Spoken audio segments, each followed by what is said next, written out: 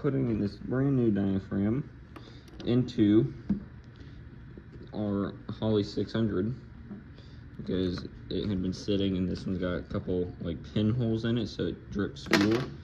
So we're putting this new one in here, and we're going to be putting this carburetor on my S10.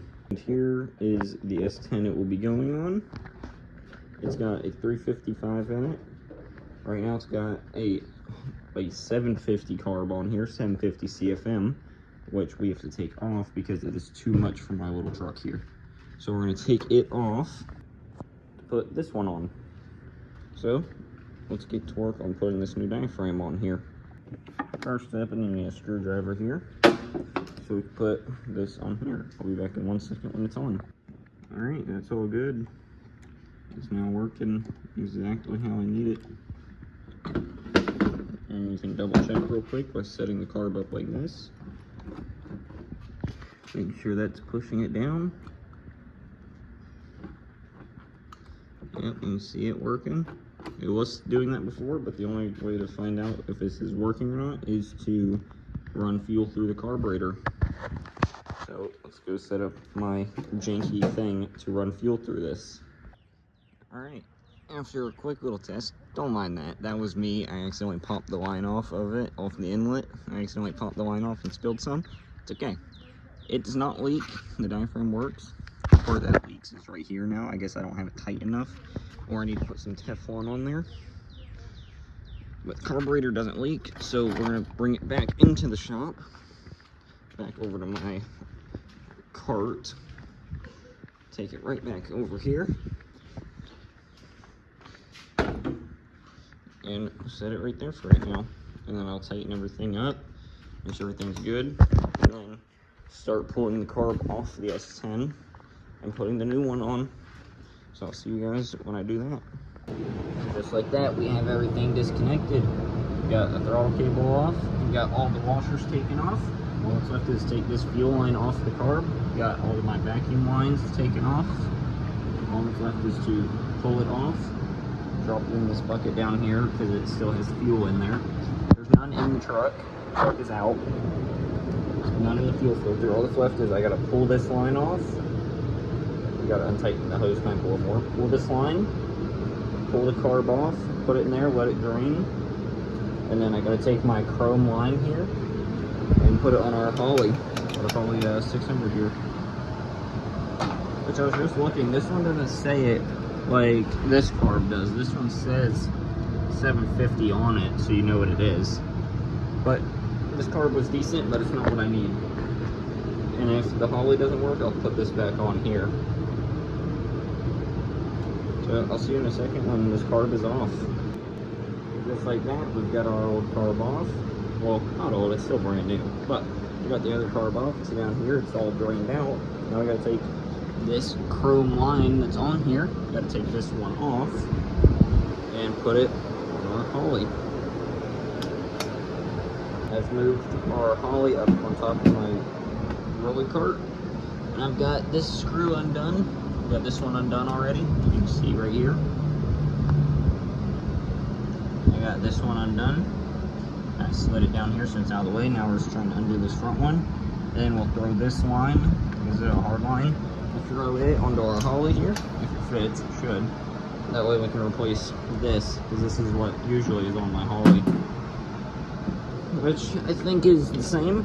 Yes, it is. Okay. I already tested that silver line before on this Holley and it worked, so we're gonna do it again. Make sure everything is as tight as I can get it so nothing leaks when we try to fire the truck up with the new carb. And then we gotta hook everything back up. This one has choke. That one does not have choke, which is one thing I am kind of worried about. And that one's full 4-barrel. This one isn't. This one got like a vacuum secondary thing. So I don't know what to fully do about that there, but we'll figure it out. And just like that, we've got the line off the other carb on. This one has an electronic choke. Didn't really want that, but it came with it. This bin does lock, it just keeps opening right now. But now we gotta take this and throw it onto there. And I gotta put more gas in the truck. I have a can. So make this go just like that, it is on the truck. Now we got to tighten this line down here. We got to tighten this. Everything else is tight. Everything else is plugged in. Oh, one thing. I think it's just this one thing here, and that's I got to put this line here from my valve cover here. We got to run that to the carb. I think I already have. Yep, I got the brake booster on. Now I'm going to double check everything, make sure it's all good, and put fuel in the truck. Alright, she's got gas in it. I just have to go get the key and get my dad, and we'll see what she does. And just in case, I mean, when working with fuel, do not do what I'm doing at home. Unless you're professional, then you can do it. Me, don't follow what I'm doing here. I'm just working on an old truck. Now we got fuel in the tank.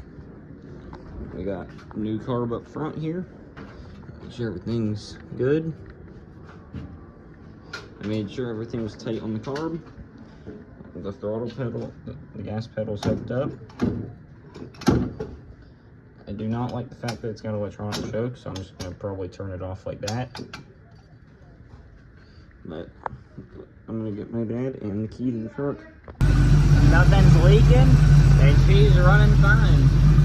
She does bog a little bit still, and she's running a little rich. You can smell it, and you can see it a little bit right there on the floor. She's running all right, though.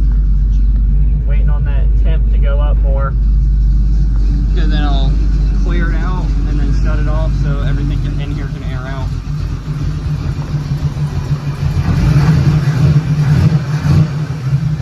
I don't want to hit too hard.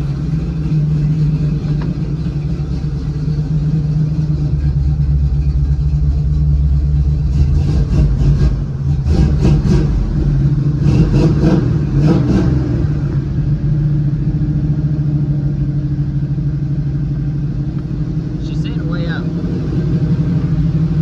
That's this up here being weird.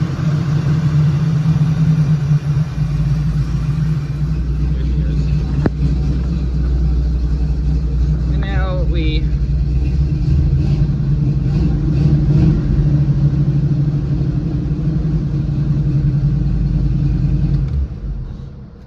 shut her off. Now, and then let everything in here air out because she still stinks. She's overall running a lot better. Hey, I'm just saying, if you enjoyed the video, please make sure to like and subscribe and click that bell.